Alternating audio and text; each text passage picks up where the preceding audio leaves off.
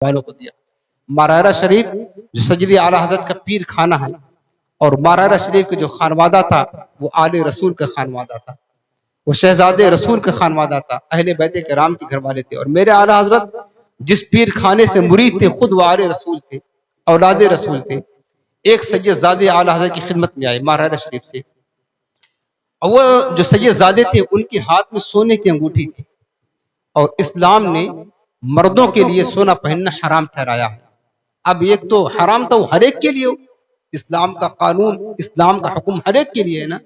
اب اعلیٰ حضرت نے جب دیکھا کہ شہزادے کے مطلب انگلی میں سونے کی انگوٹھی ہے، تڑپ گئے، یہ تو گناہ ہے، حرام ہے۔ لیکن اگر کوئی اور ہوتا اس کو نصیحت کر دیتے، تنبیہ کر دیتے، لیکن ادب مانے تھا، تعظیم آل رسول تھے، سامنے اولاد رسول تھے، تو انہوں نے اس طرح سمجھایا۔ اب دیکھیے کہ ایک نصیحت بھی ہو جائے اور گناہ سے بچ بھی جائے، اور ساتھ ساتھ عزت بھی باقی رہے، تعظیم اور عظمت بھی برقرار رہے۔ میرے اعلیٰ حضرت نے ان سے فرمایا کہ حضور آپ اگر چاہیں تو میری ایک عریضہ ہے، میری خواہش کو قبول فرما لے۔ کہا کیا ہے؟ تو اعلیٰ حضرت فرمانے لگے کہ یہ جو آپ نے انگوٹھی پہن رکھا ہے آپ مجھے عطا فرما دیں۔ آپ نے ان سے مانگ لیا انگوٹھی، آپ مجھے عطا فرما دیں، چونکہ اولاد رسول اور خاندان رسول کی یہ شان ہوا کرتی ہے کہ جو کچھ بھی ان سے مانگا جاتا کبھی رد نہیں کرتے۔ یہ حضور کی بارگاہ سے انہیں فیض ملا، سخاوت کے دریا ہوتی، ٹھیک ہے نا۔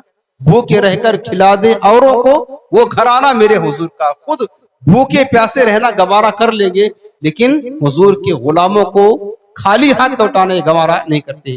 وہ اولاد رسول تھے، انہوں نے فوراً انگوٹھی اتاری سید اعلیٰ حضرت کے حوالے کر دیا، آپ نے لے کر کے رکھ لیا۔ بہرحال وہ آئے تھے، ملاقات کر کے جو رہنا تھا رہے، اس کے بعد اپنے گھر مارارہ تشریف لے گئے۔ کچھ دنوں کے بعد سید اعلیٰ حضرت نے کیا کیا، اس سونے کی انگوٹھی میں اور سونا ملوایا، اور بہترین قسم کے ہیرا اس میں لگوایا، اور لگوانے کے بعد اس کو اچھے انداز میں نئے سرے سے بنوایا۔ یہ سونے کی انگوٹھی تیار کرایا، اس کے بعد میں ایک انگوٹھی چاندی کی تیار کروایا، دو انگوٹھی تیار کرایا، ایک رقعہ لکھا، خط لکھا، اور اس میں یہ لکھا کہ حضور وہ جو آپ نے انگوٹھی مجھے تحفتاً دی تھی، میں نے مانگی تھی آپ سے، یہ انگوٹھی اس میں نے کچھ اضافہ کے ساتھ بنوا دی ہے۔ یہ انگوٹھی شہزادی صاحبہ کے لیے ہے، یعنی آپ کی اہلیہ محترمہ کے لیے ہے۔ اسلام میں مردوں کو سونا پہننا حرام ہے، اس لیے میں نے حضور انگوٹھی مانگ لی کہ ایسا نہ ہو کہ آپ گناہ میں مبتلا ہو جائے، تو اس وجہ سے مانگ لی۔ اب یہ انگوٹھی کچھ اضافے کے ساتھ میں ہیرا لگوا کر آپ کی خدمت میں نظر کرتا ہوں، تحفہ پیش کرتا ہوں، لیکن یہ انگوٹھی شہزادی آپ کی اہلیہ محترمہ کے لیے، اور حضور میرے ایک عریضہ اور قبول فرما لے، آپ کے لیے میں چاندی کی انگوٹھی میں نے بنوایا ہے، اس چاندی کی انگوٹھی کو آپ پہن لینا۔ اسلام میں ایک چاندی کی انگوٹھی پہننا مردوں کے لیے جائز کیا ہے۔ اس انداز میں میرے اعلیٰ حضرت امام علیہ سنت نے آل رسول کی خدمت کی اور ان کی تعظیم کی۔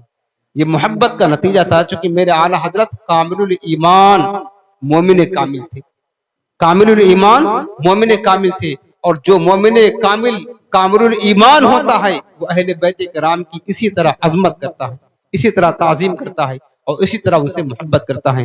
باقی آج کے درس کا نتیجہ ہی ہے کہ لوگوں اپنے دل کو اولاد رسول آل رسول کی محبت میں سرشار کر لے، لیکن ایک بات یاد رکھنا، آج کچھ لوگ دھوکہ کھا گئے ہیں، رافضی لوگ دھوکہ کھا گئے، انہوں نے آل رسول کی محبت کا دعویٰ کر کے صحابہ کی گستاخی کی، آل رسول کی محبت کا دعویٰ کر کے دم بھر کر کے صحابہ کرام کے بے ادب بنے، گستاخ بن گئے، دشمن بن گئے۔ یاد رکھنا، میرے اعلیٰ حضرت نے جو سبق پڑھایا ہے، جو سبق دیا ہے، وہ سبق یہ ہے کہ اہل سنت کا ہے بیڑا پار، اصحاب حضور نجم ہے اور ناؤ ہے عطرت رسول اللہ۔ یعنی ہم آل رسول کو بھی مانتے ہیں اور ان سے محبت کرتے ہیں، وہ بھی ہمارے ہیں، چونکہ ان کی بھی نسبت حضور کی بارگاہ سے قائم ہے۔ جس طرح ہم اولاد رسول کو مانتے ہیں، اسی طرح حضور کے تمام صحابہ سے پیار کرتے ہیں، حضور کے تمام صحابہ سے پیار کرتے ہیں، کیونکہ صحابہ کی بھی نسبت عقیدت، نسبت ایمان، نسبت محبت حضور کی بارگاہ سے قائم ہے۔ ہم کسی کو چھوڑتے نہیں ہیں، بلکہ دونوں سے پیار کرتے ہیں، دونوں سے محبت کرتے ہیں، اور یہی حاصل میں ایمان ہے۔ تو ایسا نہ ہو کہ رافضیوں کی طرح دعوی محبت اہل بیت کرے اور معاذ اللہ دوسری طرف اہل بیت کی محبت کی آڑ میں صحابہ کی گستاخی کرے، بے ادبی کرے، پھر تو تباہ ہو گیا، وہ تباہ ہو گیا، برباد گیا۔